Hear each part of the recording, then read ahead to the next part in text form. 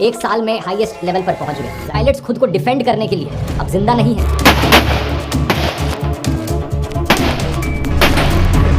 Aircraft accident investigation bureau AAIB के द्वारा तो 12 जून सुबह के 11:17 ये हवाई जहाज दिल्ली से अपनी फ्लाइट ऑपरेट करके अहमदाबाद लैंड किया था। बे नंबर 34 में पार्क होने के बाद इस रिपोर्ट में लिखा गया है कि इस फ्लाइट के क्रू ने एक शिकायत दर्ज की। ये शिकायत टेक लॉग में लिखी जाती है। इसे पायलट डिफेक्ट रिपोर्ट कहा जाता है। स्टैब POS XDCR के पीछे लगे हॉरिजॉन्टल स्टेबलाइजर की पोजीशन को मेजर करने वाला जो सेंसर है वो ठीक से काम नहीं कर रहा था। वो अगली उड़ान के लिए रिलीज कर दिया जाता है। जो दोनों पायलट्स इस अगली फ्लाइट के लिए हवाई जहाज में बैठते हैं ये मुंबई बेस्ड। इससे पहले 11:55 पर क्रू ने प्री फ्लाइट ब्रेथेलाइजर टेस्ट भी पास किए थे। सर 12:35 पर ये बोर्डिंग गेट पर दिखाई देते हैं। फ्यूल का वजन था 54,200 kgs और टेक ऑफ वेट था प्लेन का 2,13,000 किलो से ज्यादा थे। रिपोर्ट के अनुसार दोनों ऑफ हो जाते हैं 1 सेकंड की गैप के बाद। पहले एक इंजन से फ्यूल कट ऑफ हुआ और 1 सेकंड बाद दूसरे इंजन से फ्यूल कट ऑफ हुआ और इसी की वजह से अब कहा जा रहा है कि प्लेन एयरपोर्ट की दीवार को क्रॉस करने से पहले ही नीचे गिरने लग गया था। जब दोनों इंजन फेल हो जाते हैं तो रैम एयर टरबाइन हुआ था। 13:38:47 सेकंड पर यह हाइड्रोलिक पावर को सप्लाई करना भी शुरू कर देता है। लेकिन अनफॉर्चुनेटली इसके द्वारा प्रोवाइड की जा रही पावर काफी नहीं थी क्योंकि ऑल्टीट्यूड बहुत कम था।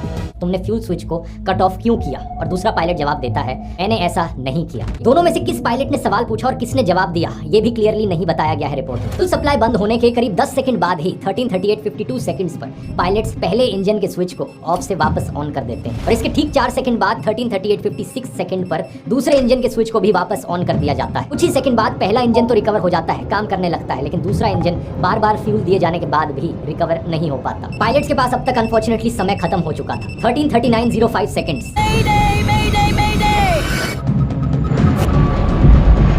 पायलट की मेडे कॉल के सिर्फ 6 सेकंड्स बाद 13:39:11 सेकंड पर फ्लाइट डेटा रिकॉर्डर काम करना बंद कर जाता है।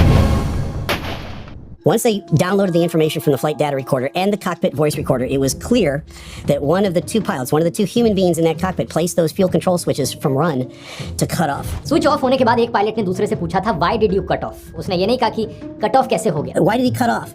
So now, if it had been just a mistake or that somehow the fuel switches had vibrated into the position, you wouldn't turn to the other person and say, why did you do that?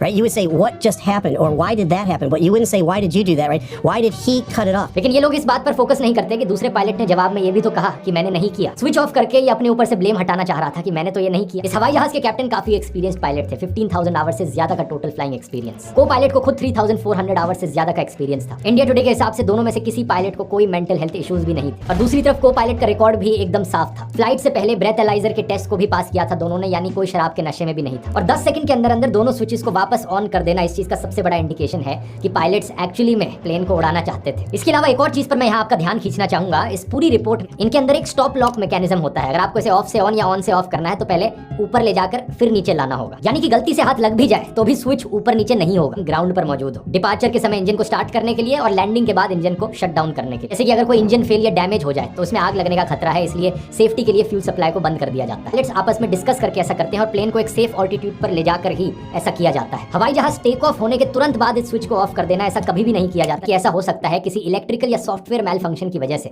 System गलती से ये दिखा रहा हो कि switches of है जबकि असलियत में वो रन मोड में ऑन हो। इन्फॉर्मेशन बुलेटिन इसे इस रिपोर्ट में मेंशन भी किया गया है। बोइंग के 737 एयरप्लेन्स के ऑपरेटर से शिकायतें आ रही थी कि प्लेन्स में जो फ्यूल कंट्रोल स्विचेस इंस्टॉल किए गए हैं उनमें लॉकिंग फीचर डिसएंगेज्ड है। बिना यूं पुल किए ही उनका मोड चेंज किया जा सकता है, यानी तब ऐसे केस में एक्सीडेंटली हाथ लगने पर स्विच ऑफ हो सकता है। 787 भी शामिल था, वही हवाई जहाज जो एयर इंडिया के इस क्रैश में इन्वॉल्व था। 2019 और 2023 में 2 बार थ्रॉटल कंट्रोल मॉड्यूल बदला गया था जिसमें फ्यूल कट ऑफ स्विच होता है, लेकिन हमारी इस लेटेस्ट रिपोर्ट के मुताबिक इस रिप्लेसमेंट का इन स्विचेस से कोई संबंध नहीं था। तो उसके बीच बातचीत की सिर्फ एक लाइन दी गई है जिसका पायलट्स को ब्लेम करने के लिए यूज किया जा रहा है। हमें ये कॉन्वर्सेशन आपके पास है तो जनता से क्यों इस बात को छुपाया जा रहा है कि आगे क्या बात करी पायलट्स ने? क्या ऐसा इसलिए किया जा रहा है ताकि जानबूझकर पायलट्स पर ब्लेम डाला जा सके?